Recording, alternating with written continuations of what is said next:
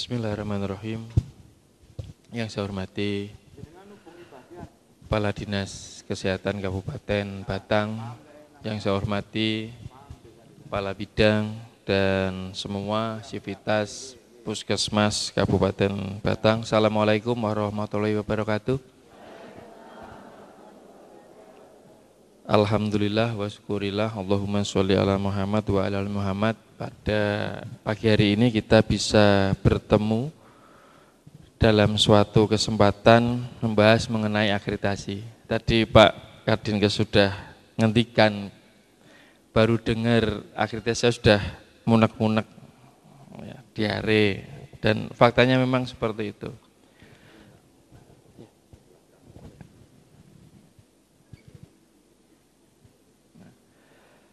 Harapannya Laplin nanti bisa membantu teman-teman semuanya dalam proses survei akreditasi mulai dari awal sampai akhir bisa berjalan dengan baik,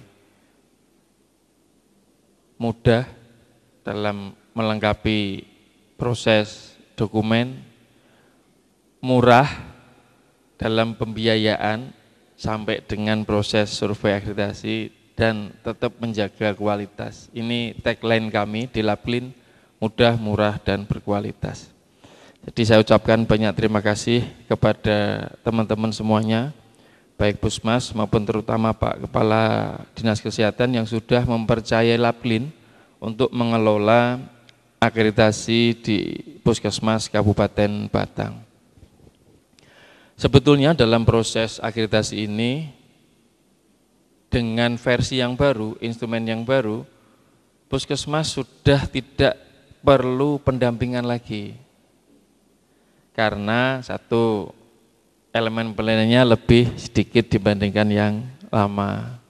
Kedua, di pokok pikirannya, di instrumen itu sudah dijelaskan secara detail. Sehingga kejadian yang lama, perbedaan persepsi antara surveyor, perbedaan persepsi antara pendamping dan perbedaan persepsi dengan puskesmas, petugas puskesmas itu kecil kemungkinannya terjadi. Karena semuanya sudah jelas. Tapi ternyata faktanya karena pengalaman yang kemarin, sepertinya teman-teman masih belum percaya diri bagaimana memulai proses akreditasi ini. Baik, nanti tim kami, Laplin akan membantu teman-teman untuk satu, percaya diri bahwa puskesmas di Kabupaten Batang mampu melalui proses akreditasi dengan baik. Harapan saya tidak ada yang dasar lagi, kita sudah reakreditasi. Artinya pengalaman sudah ada, file dokumen sudah ada, sehingga kita hanya bisa menggabungkan dari 9 bab menjadi 5 bab. Nah, nanti akan kita arahkan pengelompokan dari 9 bab menjadi 5 bab. Kemudian teman-teman, agar nanti prosesnya kita tidak khawatir, deg-degan, dan takut, bahwa proses akreditasi ini nanti lebih mudah. Kenapa lebih mudah? Karena kita tinggal upload dokumen di hari pertama. Menjadi lebih murah. Kenapa lebih murah? Karena kita tidak perlu cetak dokumen.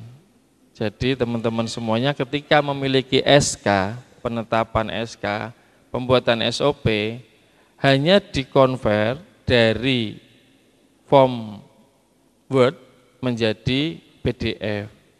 Nah, nanti akan diajari tim kami untuk bagaimana mengelola berkas-berkas PDF ini.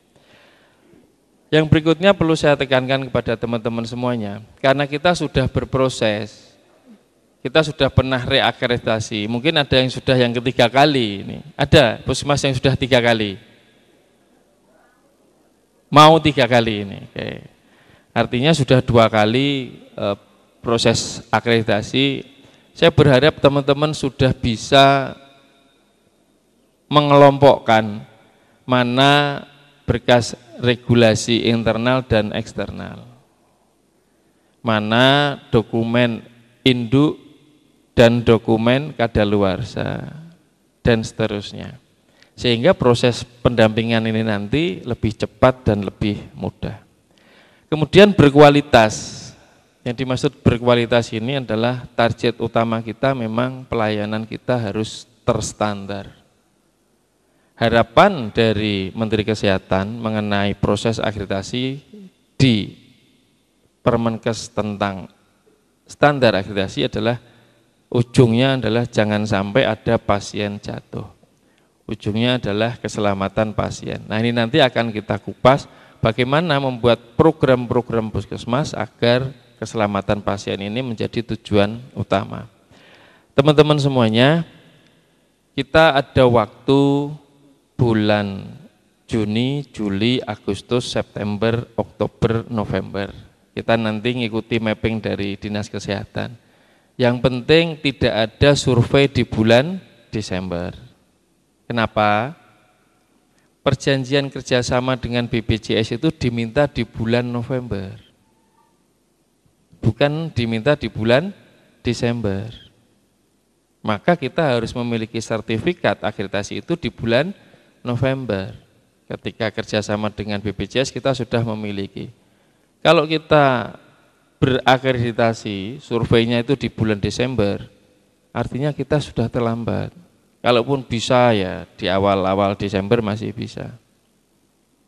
Nah, agar tidak kemerungsung, saya perkirakan nanti di akhir tahun, di bulan November itu akan ada badai tsunami survei akreditasi.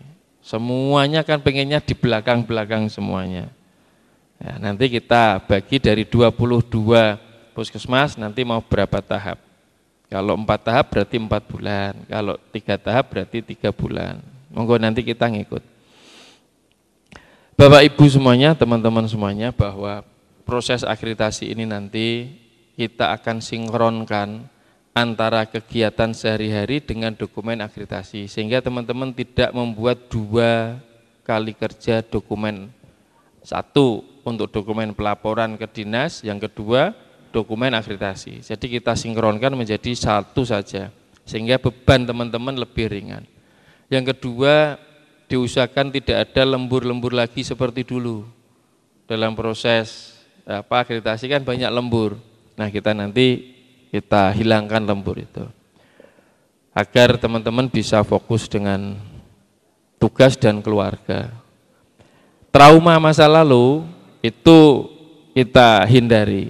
Saya cerita sedikit mindset surveyor yang lama ketika datang survei berhadapan dengan petugas, itu pasti akan minta berkas dokumen dan mencari salahnya. Benar enggak? Emang tugasnya mencari salah. Setelah ketemu salahnya, tugasnya surveyor kedua adalah membina, membimbing agar dokumen yang salah, agar kegiatan yang salah pada saat temuan ditelusur itu bisa dibina, dibimbing sebetulnya yang benar bagaimana. Nah, ini nanti ke depan tidak seperti itu lagi. Lapkin tidak mencari salah, tapi mencari yang benar. Kalau sudah benar ya sudah. Kalaupun ada rekomendasi tidak harus direvisi saat itu juga. Jadikan ini kegiatan 1 tahun ke depan. Agar proses 1 tahun monitoring dan evaluasi itu berjalan. Harapannya 1 tahun ke depan sudah ada perbaikan. Tadi Pak Kepala Dinas gantikan dari 3 tahun menjadi 5 tahun. Artinya kalau hari ini kalau tahun ini kita melakukan akreditasi, hasilnya utama, berarti 5 tahun besok harus paripurna.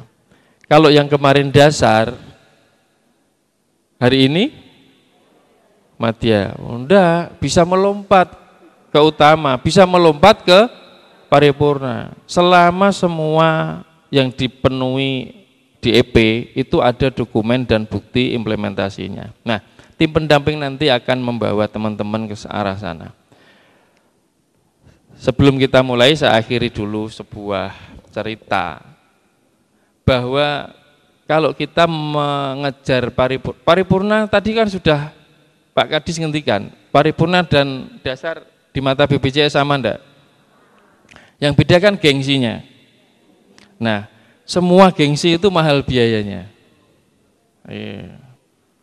Kita kepengen keren karena ngejar gengsi, mahal biayanya. Sama dengan akreditasi, kalau ngejar paripurna juga mahal biayanya. Nah, tim Laplin nanti akan membawa teman-teman semuanya menuju paripurna, tapi tidak harus mahal biayanya. Nah, itu yang bisa saya sampaikan. Kita 3 hari ke depan akan sama-sama curhat, jenengan curhat tentang dokumen, kami akan curhat tentang bagaimana menyikapi proses akreditasi ini agar bisa sesuai tujuannya, keselamatan pasien. Berat memang kalau kita selama 3 hari dari pagi sampai sore bahas tentang dokumen. Wes dasarnya tidak menyenangkan, yang dibahas tidak menyenangkan, yang dibahas orang mudeng, targetnya seperti apa. Nah, nanti kita rubah mindset itu. Dari yang munak-munak mual, kita menjadi seneng. Bagaimana ngoprek, nah, istilah sekarang itu ngoprek dokumen ini menjadi sesuatu tantangan, bagaimana dari salah menjadi benar, dari tidak ada menjadi ada. Pesan saya, jangan sampai ada elemen penilaian yang kosong.